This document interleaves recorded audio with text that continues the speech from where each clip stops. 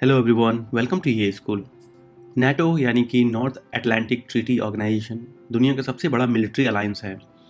इसकी मौजूदगी दुनिया भर में है और कहीं इसके सदस्य देशों की वजह से तो कहीं क्षेत्रीय संधियां जो हैं उनके बूते इनकी मौजूदगी दुनिया के हर कोने में आपको मिलेगी। इसका सबसे बड़ा सदस्य अमेरिका है, जबकि सबसे छोटा सदस्य 200 सैनिकों वाला आइसलैंड। 4 अप्रैल 2023 को नाटो में एक और देश की एंट्री हो गई। तुर्की की संसद ने गुरुवार को फिनलैंड को नाटो का सदस्य बनने की मंजूरी दे दी। तुर्की की संसद ने एकमत से यह फैसला किया। इसके साथ ही फिनलैंड नाटो का सदस्य बनना लगभग उसका तय हो गया है, क्योंकि नाटो के जो अन्य देश हैं पहले से ही फिनलैंड को नाटो का सदस्य बनाने की मंजूरी दे चुके हैं। हालांकि अभी भी स्वीडन के नाम को तुर्की की संसद की मंजूरी नहीं मिल पाई है और इसके लिए अभी स्वीडन का केस लटका हुआ है।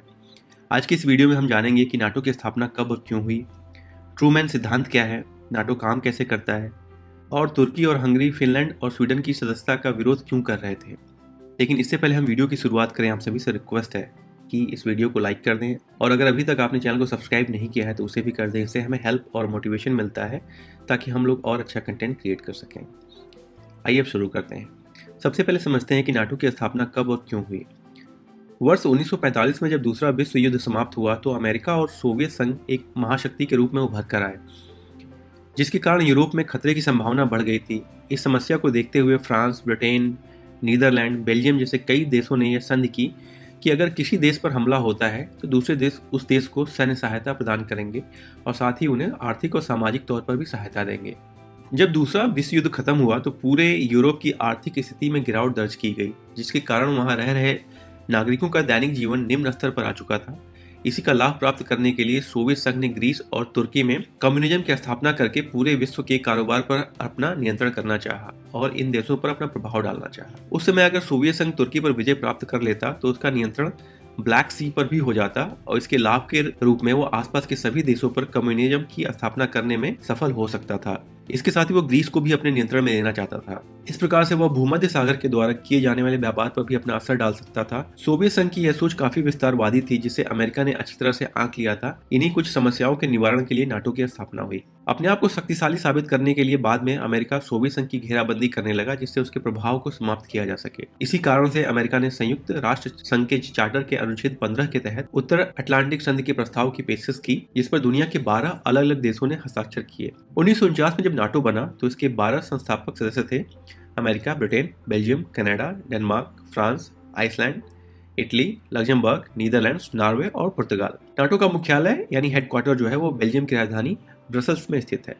आज की डेट में नाटो में 31 सदस्य हैं और सबसे नया सदस्य जो बना है वो है फिनलैंड, जो कि नाटो का 31वां सदस्य है। अब समझते हैं ट्रूमैन सिद्धांत क्या है। कोल्ड वॉर के समय पर अमेरिका ने सोवियत संघ का विस्तार रोकने के लिए एक प्रस्ताव रखा, जिसे ट्रूमैन सिद्धांत भी कहते हैं। इस प्रस्ताव का मुख्य उद्देश्य सोवियत संघ के विस्तार को रोकने के साथ साथ सभी यूरोपीय देशों की मदद करना भी था। इस प्रस्ताव के अंतर्गत उन सभी देशों की सहायता की जाती थी जिन्हें साम्यवाद यानी कम्युनिज्म से खतरा था। आपकी जानकारी के लिए बता दें कि नाटो संगठन को अमेरिकी राष्ट्रपति हैरी एस ट्रूमैन द्वारा ही संकलित किया गया था। इस समूह में सारे ही देश शामिल थे जिन्हें कम्युनिज्म से खतरा था और जो डेमोक्रेसी को बचाने में विश्वास रखते थे। नाटो के तहत उन सभी देशों की सुरक्षा का ख्याल रखा जाएगा जो इस संगठन में शामिल है। इसी सिद्धांत को ट्रूमैन सिद्धांत भी कहा जाता है। अब समझते हैं कि नाटो काम कैसे करता है। मूल रूप से ये मिलिट्री अलायंस जो है वो साझा सुरक्षा की नीति पर काम करता है, जिसे कलेक्टिव डिफेंस भी कहते हैं। इसका मकसद यह है कि अगर कोई बाहरी देश किसी नाटो सदस्य देश पर हमला करे तो बाकी सदस्य देश हमला झेल रहे देश की सैन्य और राजनीतिक तरीके से सुरक्षा करेंगे। कलेक्टिव डिफेंस के बारे में सबसे इंपॉर्टेंट बात यह है कि नाटो का जो घोषणा पत्र है उसके अनुच्छेद 5 में जो बातें लिखी हुई हैं, जिसके मुताबिक नॉर्थ अमेरिका या यूरोप के किसी एक या एक से ज्यादा सदस्यों पर हथियारों से हमला हो तो माना जाएगा कि सब पर हमला हुआ है।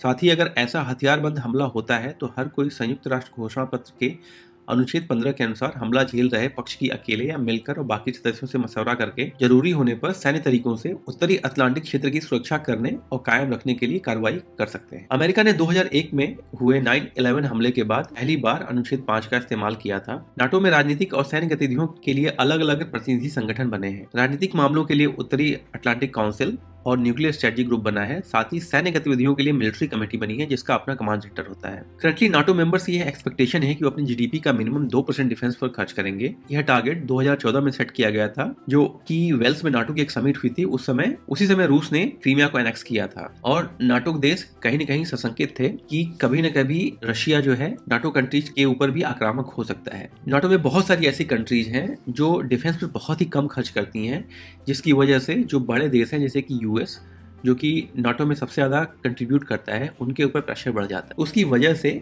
यह सभी मेंबर्स को इनकरेज किया गया कि आप मिनिमम 2% जो जीडीपी का है उसे डिफेंस पर खर्च करिए, जिससे कि उसकी रेडीनेस जो है और मिलिट्री रिलेवेंस है उस काउंसिल की वो बनी रहे। आप समझते हैं कि टर्की और हंगरी, फिनलैंड और स्वीडन की सदस्यता का विरोध क्यों कर रहे थे। आपको बता दें कि स्वीडन और फिनलैंड ने साल 2022 में नाटो का सदस्य बनने के लिए आवेदन किया था। इसके बाद अधिकतर देशों ने स्वीडन और फिनलैंड को नाटो का सदस्य बनाने की मंजूरी दे दी थी, लेकिन हंगरी और तुर्की, जिसका पुराना नाम टर्की है, इसके लिए तैयार नहीं थे।